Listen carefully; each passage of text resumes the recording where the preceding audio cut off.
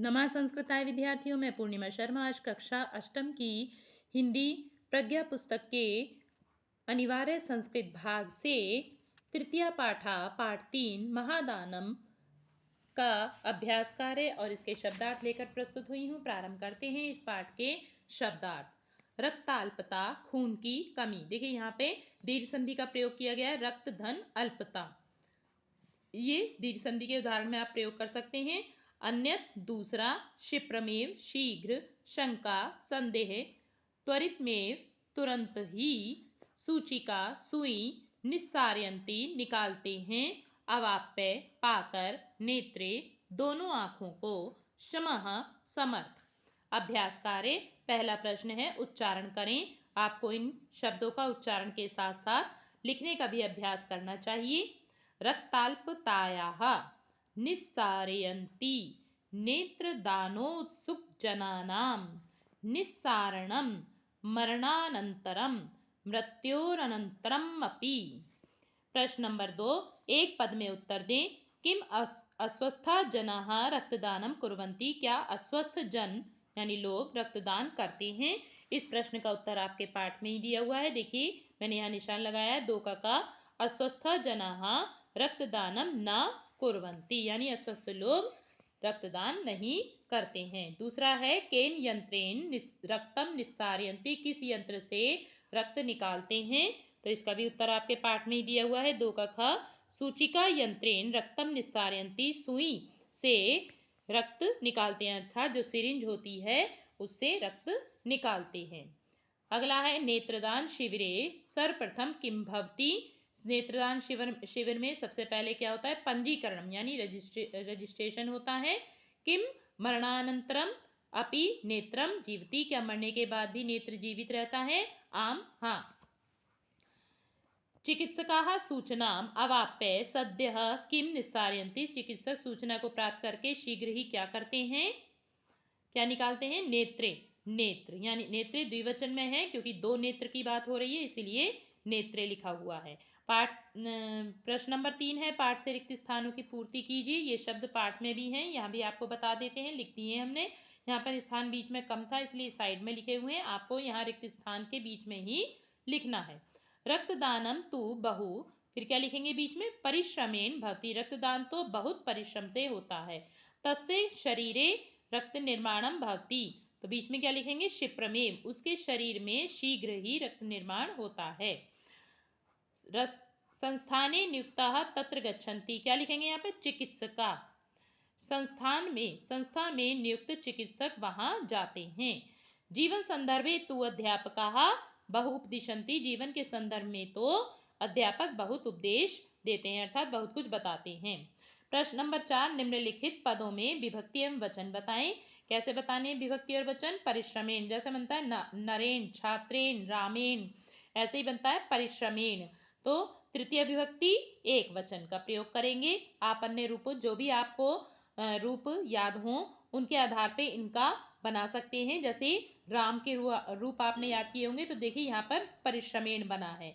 तो इस तरह से आप जो कंपैरिजन करते हुए रूप को पढ़ेंगे तो आपको विभक्ति और वचन बताने में कोई दिक्कत नहीं होगी।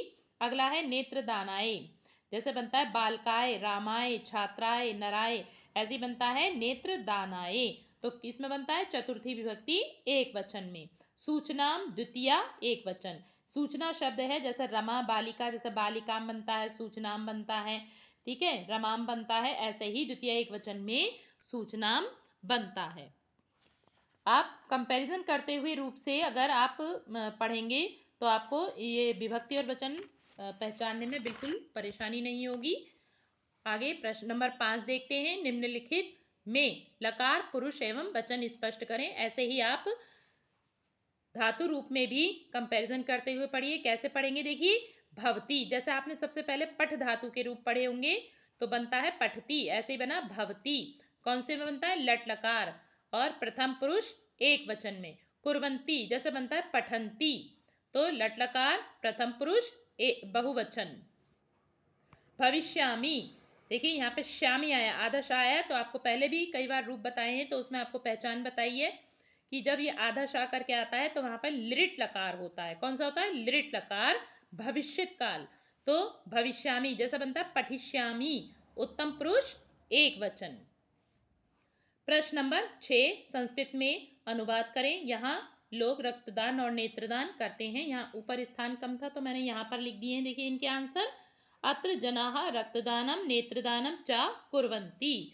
दूसरा है शरीर के लिए रक्त आवश्यक होता है, शरीराय रक्तम आवश्यकम भवति।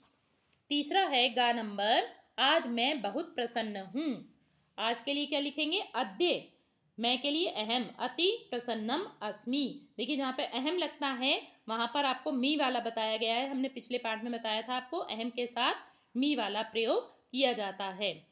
अद्य अहम अति प्रसन्नम अस्मि, ये कोई व्याकरण का नियम नहीं है, लेकिन थोड़ा सा आप ट्रिक का यूज करेंगे तो आप इसमें विभक्ति वचन, इसमें आप पुरुष समेताम पुरुष वचन पहचानने सीख जाएंगे और अनुवाद भी सीख जाएंगे। अगला है आपका रक्ताल्पता का कारण दूसरा होता है नेत्रदान महादान है। रक्ताल्पतायाः कारणम अन्यत् भवति, नेत्रदानम महादानम अस्ति। अब प्रश्न नंबर 7 किसने किससे कहा अपनी पुस्तिका पर लिखें। जब आप पाठ पूरे से अच्छे से पढ़े रहेंगे तो आपको पता रहेगा कि कौन सा सेंटेंस किसने कहा है, किससे कहा है।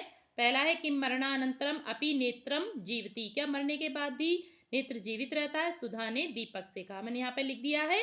अद्य अहम अति प्रसन्ना अस्मि, आज मैं बहुत प्रसन्न हूँ, बहुत खुश हूँ। सुधा ने दीपक से कहा। किम रक्तदानेन शरीरे रक्ताल्पता न भवति, क्या रक्तदान करने से शरीर में रक्त की कमी नहीं होती है। ये भी सेंटेंस किसने कहा है, सुधा ने दीपक से कहा है। अब यहाँ पर देख रहे हैं आप एक सूक्ति दी हुई है, पाठ के अधिकतर अंत में दी होती है। सूक्ति का मतलब होता है सुंदर कथन। इस सूक्ति का अर्थ मैंने यहाँ लिखा हुआ है, देखिए ये मतलब जिस मार्ग, पंथा मतलब मार्ग से बहुत से महाजनों बहुत से लोग, गताहा मतलब गए या जाते हैं, वह मार्ग, सा मतलब वह मार्ग है, अर्थात उस मार्ग पर चलना चाहिए। क्योंकि जहाँ अनुभवी लोग महापुरुष लोग गए हैं उस मार्ग को अपनाने की बात कही जाती है हमेशा, जिससे कि हम अच्छे मार्ग पर चल सकें। आज के लिए इतना ही, धन्यवाद।